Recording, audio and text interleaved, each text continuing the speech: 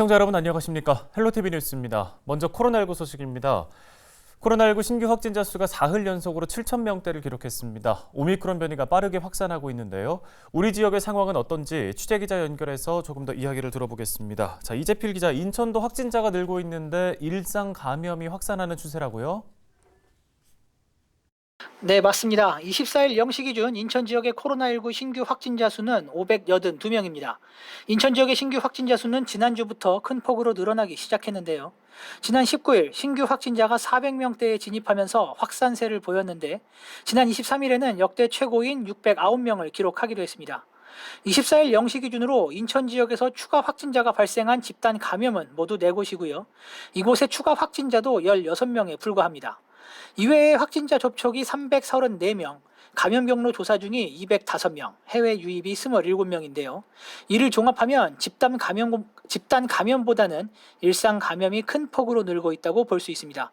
특히 신규 확진자는 늘고 있지만 반대로 중증 환자는 줄고 있는 모습인데요. 23일 18시를 기준으로 인천 지역의 중증 환자 전담 치료병상의 가동률은 8.8%에 불과합니다. 준중 환자 치료병상 가동률도 30%에 못 미치는 27.5%입니다. 네, 일상 감염은 늘고 있지만 중증 환자의 발생 비율은 오히려 낮아지고 있다는 얘기인데요. 자, 알겠습니다. 경기 지역도 살펴보죠. 경기 지역은 어떻습니까? 네, 맞습니다. 24일 0시 기준 경기 지역의 코로나19 신규 확진자 수는 2,442명인데요. 경기 지역의 신규 확진자 수는 6일 연속으로 2,000명대를 기록했습니다. 최근 김포 지역의 한 교회에서 집단 감염이 발생해 방역 당국이 예의주시하고 있죠. 24일 현재 기준 해당 교회와 관련된 누적 확진자 수는 모두 212명입니다. 해당 교회의 신도수는 약 1,500명인데요. 지난 12일 이 교회에 다니는 교인 1명이 확진 판정을 받은 이후 밀접 접촉자 등 349명을 대상으로 전수 검사를 진행했습니다. 특히 확진자들 중 일부가 오미크론 변이에 감염된 것으로 확인돼 확진자가 큰 폭으로 늘어날 가능성이 있는 상황입니다. 네, 이제 이 오미크론 변이가 우세종으로 자리를 잡았다라는 정부의 발표가 있었죠. 네, 맞습니다. 방역당국은 지난 주말부터 오미크론이 우세종으로 자리 잡았다고 밝혔습니다. 질병관리청은 24일 진행한 코로나19 정례 브리핑에서 1월 3주 오미크론 변이 검출률은 50.3%라고 밝혔는데요. 우세종 기준인 검출률 50%를 넘어섰습니다. 오미크론 변이의 전파력은 델타 변이에 비해 2배 이상 높은데요. 단 오미크론 변이 치명률은 델타 변이에 비해 5분의 1 수준인 것으로 분석됐습니다. 어찌 보면 치명률이 낮기 때문에 괜찮지 않을까 생각할 수 있는데 방역당국은 전파력이 높은 만큼 고위험군 확진자가 증가할 경우 위중증과 사망자의 규모가 늘어날 가능성이 높다고 설명했는데요. 백신 3차 접종 후 확진된 사람들은 미접종 확진된 사람들보다 중증 진행 위험이 90.9% 낮게 나타났다고 방역당국은 설명했습니다. 오미크론 변이가 우세종이 된 지금 설 연휴 이후 확진자가 급증할 것으로 방역당국은 보고 있는데요. 방역당국은 고향 방문 전에 3차 접종에 나서줄 것을 시민들에게 당부했습니다. 네, 오늘 우리 지역의 코로나19 관련된 소식은 여기까지 듣겠습니다. 보도국 이재필 기자였습니다.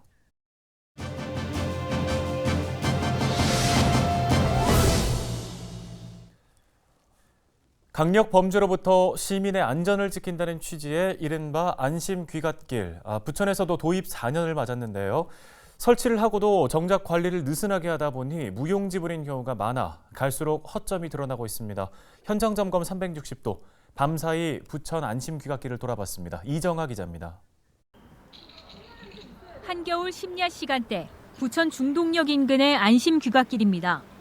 하나둘 켜진 초록빛 램프가 골목길의 길잡이 역할을 하고 있지만 어둠을 밝히기에는 역부족입니다. 인근 동네의 또 다른 안심 귀갓길은 어떤 모습일까? 캄캄하다 못해 음산한 분위기마저 감돕니다. 인근에 아파트 단지가 있지만 상당히 어두운 모습인데요. 보이는 것처럼 이곳은 지난해 10월 안심 귀갓길로 지정됐지만 이후에도 별다른 조치는 없었습니다. 안심 귀갓길을 알리는 LED 알림판도 희미해져 한눈에 알아보기가 쉽지 않습니다.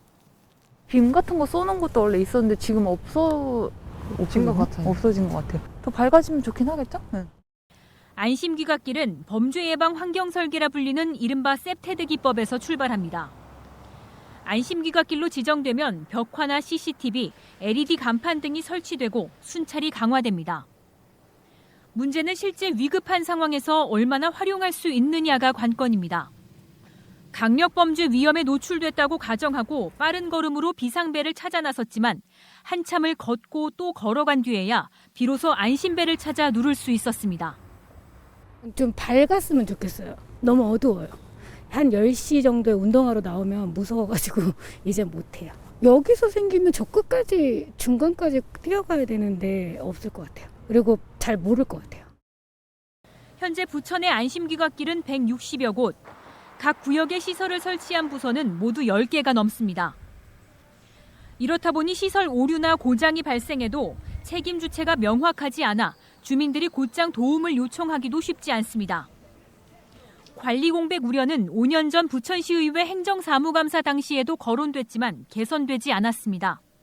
유지 관리 같은 경우에는 저희가 이제 설치한 시설물이 있는 부서에서는 그 부서에서 직접 관리를 하고, 일단은 새롭게 저희가 막 한 부서에서 아예 통합을 해서 관리할 거라고 이제 정해진 거는 없어가지고 기존이랑 똑같이.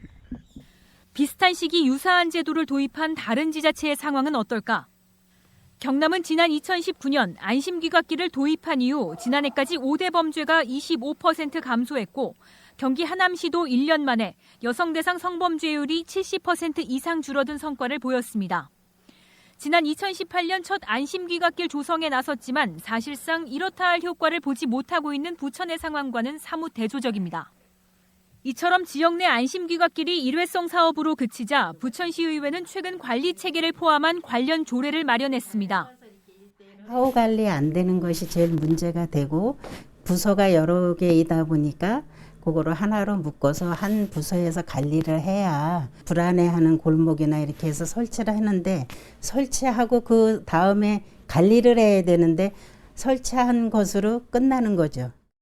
부천시는 올해에도 2개 부서 7개 동에서 안심귀갓길 19곳을 추가 신설할 예정입니다. 취지와는 달리 제 기능을 못한 채 치안 공백마저 우려되는 안심귀갓길이 여전히 안심할 수 없는 형식적이고 허술한 안전망에 그치고 있습니다. 헬로티비 뉴스 이정아입니다. 안심귀갓길을 지날 때 안심을 할 수 없다고 하니까 걱정입니다. 문제를 빨리 바로잡아야 할 텐데요. 시민들의 시각에서 걱정이 더 늘지 않도록 지역 안전행정당국이 신경 써주기를 당부합니다. 다음 소식입니다. 박남춘 인천시장의 공약 사업으로 추진 중인 인천 아이사랑 꿈터. 지난해 인천 육아종합지원센터가 실시한 설문조사에서 아이사랑 꿈터 이용자의 94%가 매우 만족한다고 응답할 정도로 좋은 평가를 받고 있습니다. 인천시는 내년까지 아이사랑 꿈터를 100곳으로 늘린다는 계획인데요. 하지만 장소 선정과 공사비 부담은 아이사랑 꿈터 확충에 걸림돌이 되고 있습니다. 김진재 기자입니다. 현재 운영 중인 인천 아이사랑 꿈터는 모두 28곳으로 인천시는 올해 아이사랑 꿈터를 70곳까지 늘릴 계획입니다. 하지만 시의 계획과는 다르게 기초지자체에서는 아이사랑 꿈터 확충에 어려움을 겪고 있습니다. 장소 선정이 쉽지 않은 데다 막상 장소를 선정하더라도 기초지자체의 공사비 부담이 크기 때문입니다. 사업 초기부터 장소 선정에 어려움을 겪던 부평구는 지난해 말이 돼서야 2곳을 개관한 게 전부입니다. 현재 아이사랑 꿈터 2곳을 운영 중인 계양구는 신축되는 공공기관 건물 등을 활용해 올해 아이사랑 꿈터를 7곳까지 늘릴 계획인데요. 이 장소 선정을 맞춰도 예산 부담이 걸림돌입니다. 당초 인천시가 책정한 아이사랑 꿈터 지원 예산은 시설 1개소당 7천만 원으로 리모델링비 5천만 원과 기자재비 2천만 원을 시와 군구가 절반씩 부담하는 구조입니다. 계양구는 지난해 공동주택 내 폐원 어린이집을 활용해 아이사랑 꿈터 1, 2호점을 개관했는데 2곳의 리모델링비로만 2억 1천만 원이 사용됐습니다. 당초 시가 책정한 예산 외에 2천만 원을 추가로 지원받았지만 공사비가 부족해 자체 예산 7천만 원을 추가로 반영한 결과입니다. 결국 시가 처음 제시한 수준보다 약 3배의 구비가 사용된 겁니다. 대상지가 20년 이상 된 노후 건물이었고 면적도 50평 이상 되는 꽤 넓은 면적이었기 때문에 그 당초에 책정된 시설비 5천만 원보다는 좀 추가로 더 저희가 구비를 더 많이 투입하게 되었던 것입니다. 추경을 통해서 예산 확보를 더 하게 된 것이죠. 지원 예산은 동일한데 건물의 면적과 노후 정도에 따라 리모델링비가 크게 차이나다 보니 구비 부담이 추가될 수밖에 없는 겁니다. 특히 폐원 어린이집이나 공동주택 내 유휴 공간을 활용해 아이사랑 꿈터를 조성한다는 점을 고려하면 건물 노후로 인한 구비 부담 증가는 불가피한 상황입니다. 인천시는 아이사랑 꿈터 장소를 선정할 때 되도록 정해진 예산 안에서 공사 가능한 곳을 선정하고 있다는 입장. 시는 시설당 5천만 원으로 책정했던 리모델링비를 올해 6천만 원으로 확대했다며 한정된 예산 내에서 최대한 지원하고 있다고 설명했습니다. 지난 2019년 아이사랑 꿈터 1호점을 시작으로 2023년 100호점 개소를 목표로 사업을 추진 중인 인천시. 목표 달성을 위해서는 군구의 사업 참여 의지를 높이는 것과 함께 아이사랑 꿈터 설치 환경에 따른 세분화된 지원이 필요해 보입니다. 헬로티비 뉴스 김진재입니다.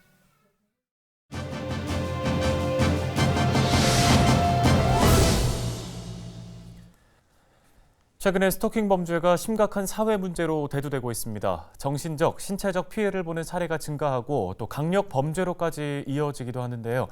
이에 부천시의회가 스토킹 범죄 예방과 피해 지원을 위한 근거를 마련했습니다. 해당 조례를 대표 발의한 이소영 부천시 의원과 전화 연결되어 있습니다. 의원님 안녕하십니까? 네, 안녕하세요. 오정동을 지역구로 하고 있는 이소영 부천시 의원입니다. 네, 먼저 관련 조례를 발의하게 된 배경부터 좀 짚어주실까요? 네, 이전에는 스토킹 행위에 대한 법적인 정의와 처벌법이 없어 가해자에 대한 처벌 수위가 약했습니다. 헌데 지난해 10월 스토킹 처벌법 시행으로 가해자 처벌과 피해자 보호 절차가 마련됨에 따라 우리 부천시에서도 스토킹 범죄를 예방하고 범죄 발생 초기 단계부터 피해자를 보호함으로써 심각한 후속 범죄로 이어지는 것을 방지하기 위해 조례를 발의하게 되었습니다. 네, 그러면 이 조례에 담겨져 있는 주요 내용들도 좀 자세히 소개를 해주시죠. 예, 조례는 총 10개의 조문으로 구성하였는데요. 스토킹 범죄를 예방하고 피해자를 보호, 지원하기 위한 시장의 책무와 또 피해 지원 등에 관한 계획 수립 및 협력체제 구축, 추진 사업에 대한 사항을 규정하였고 교육 및 홍보와 비밀 준수 등의 내용을 담고 있습니다. 네, 이번 조례를 통해 기대되는 효과도 짚어주신다면요. 그간 우리 사회의 온정주의가 스토킹 범죄를 방치하는 데 한몫하였으나 그 교육과 홍보 강화를 통해 스토킹은 범죄라는 사회적 인식 확산으로 범죄 예방 및 시민의 자유를 보호하는 데 기여할 것으로 기대하고 있습니다. 예, 오늘 관련 조례와 관련된 말씀은 여기까지 듣도록 하겠습니다. 이소영 부천시 의원이었습니다.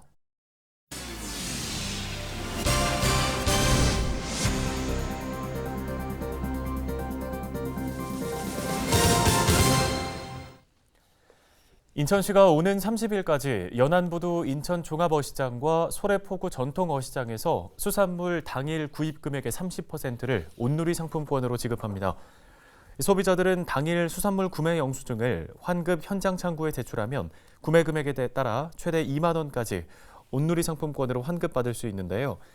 인천시는 시장당 5천만 원씩 모두 1억 원을 지급합니다. 이번 행사는 시장별 참여 점포에 한해 진행되며 젓갈류를 포함한 가공식품과 일반 음식점, 온라인 상품권 할인 품목, 정부 비축 방출 품목 등은 행사 대상에서 제외됩니다. 다음 소식입니다. 이성만 국회의원이 인천시 지하도 상가의 문제 해결을 위해 공유재산 및 물품관리법 개정안과 전통시장 및 상점가 육성을 위한 특별법 개정안을 각각 대표 발의했습니다. 인천시의회는 지난해 말 지하도 상가의 전대 금지 유예 기간을 기존 2년에서 5년으로 연장한 지하도 상가 관리, 운영 조례 일부 개정안을 통과시킨 바 있습니다. 현재 인천시는 해당 조례가 상위법에 위배된다며 대법원에 제소하겠다는 입장인데요.